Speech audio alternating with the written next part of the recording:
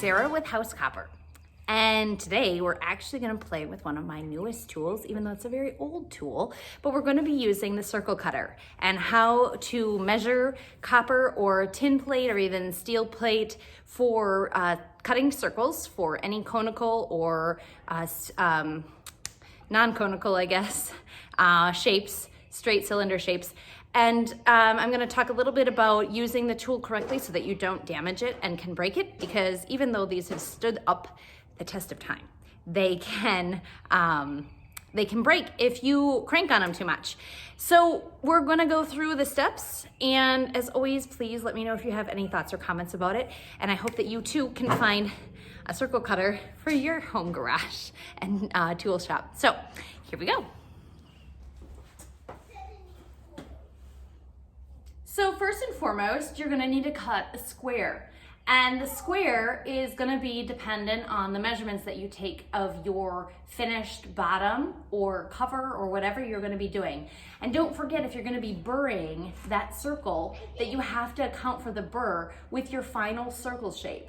So for instance, if I have a 8-inch circle that I wanna cut for a lid, but I also plan to do a burr, to do a crimp seam around a rim band or even just for strength, I need to add, and let's say the standard seam is an eighth of an inch, right? So to my 8-inch circle, my circle before that, what you would not your finished circle, but your blank circle would be 8 inches and a quarter. Okay, so you take an eighth of an inch on both sides of your diameter. So your finished circle is actually going to be 8 inches and a quarter. But my blank that I'm going to cut now on the stomp shears is going to be even bigger, because you need to have just a little bit of metal waste in order to make it through the circle cutter. So now I need to go, okay, I want to have a little bit of wiggle room. So I'm going to cut a blank at 8.5 inches. So that's what we're gonna do. And I'm actually not gonna do one quite that big, because that wastes a lot of circle for something I don't need. But I do have a custom piece coming up, and it's going to end up being 6 inches in diameter. So I know my base is going to end up being 6. So I'm actually gonna cut this square to end up being a 6 1/4 circle. To account for my bottom crimp seam. So I'm actually going to cut a 6.5 by 6.5 square. Okay. So here's 6.5, and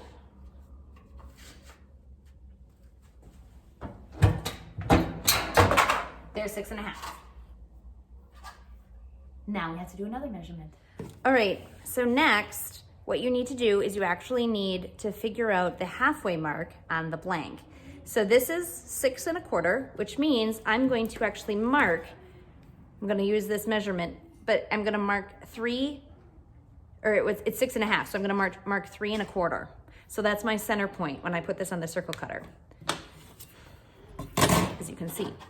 And the nice thing is, use a dry erase marker so you can wipe off that mark. And definitely wipe it off before you do any tinning or soldering, because otherwise it will actually kind of burn to it. Okay, so here is the circle cutter in all its glory. This is a pretty old one. Now, if you can look closely, this arm has actually been repaired and welded several times. And the reason for that is if you tighten this part too hard and then do the cranks, you will, over time, create stress, interior cracks, and you will break the cast iron arm.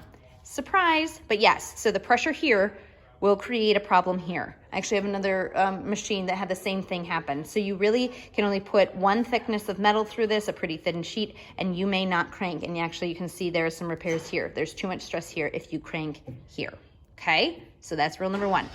Rule number 2 is we're gonna slide this in, but you need to find out first and foremost if your circle cutter cuts on the radius or the diameter. This one originally cut on the radius, which would always mean way more intricate math.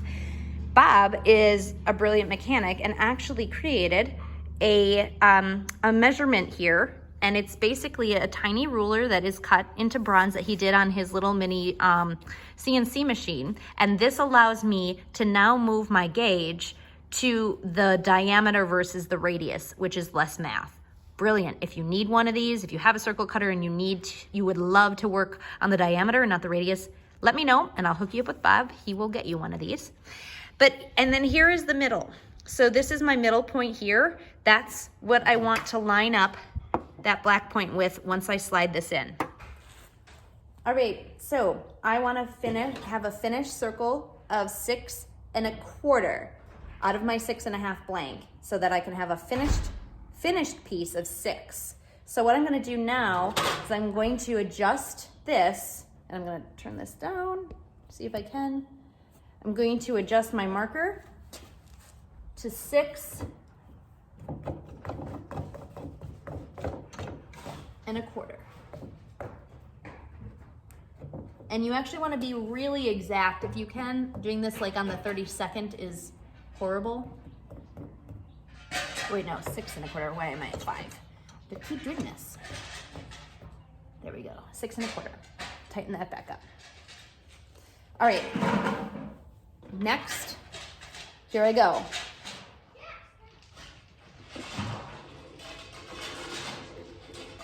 Now notice how I am barely feeding hardly any material in. If you put too much material in, you may run out on the opposite side and you actually will end up with a flat part of your circle and you won't have enough material to do a burr. All right, now that I am halfway in, I'm going to crank this, but again, actually I probably went too tight. So went too tight, but tight enough. All right.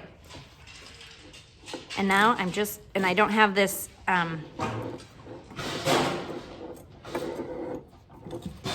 don't have it bolted down yet.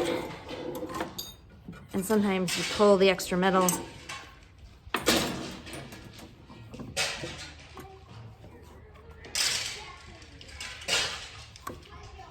And there, it's a perfect circle. So there you have it. How to use a circle cutter to get a beautiful, perfect round circle. It's so much better than using snips by hand. You don't have the jagged edges. Particularly, what's so nice about using a circle cutter is the smoothness of the edges prepares that circle for the burring machine perfectly. And the burring machine being one of the trickiest tools that you're going to use as a tin or a coppersmith, you want to give yourself the least bit of headache and heartache from the start. So the smoother and more perfect your circle is, the easier your burr will be and the easier it'll go through the burring machine without jumping on you. So, plus obviously it is incredibly fast versus by hand. So let me know any questions you have about circle cutters or cutting circles. As always, I appreciate input, comments, questions, advice, because that's how we learn. But in the meantime, I will hopefully see you soon, and thank you for watching.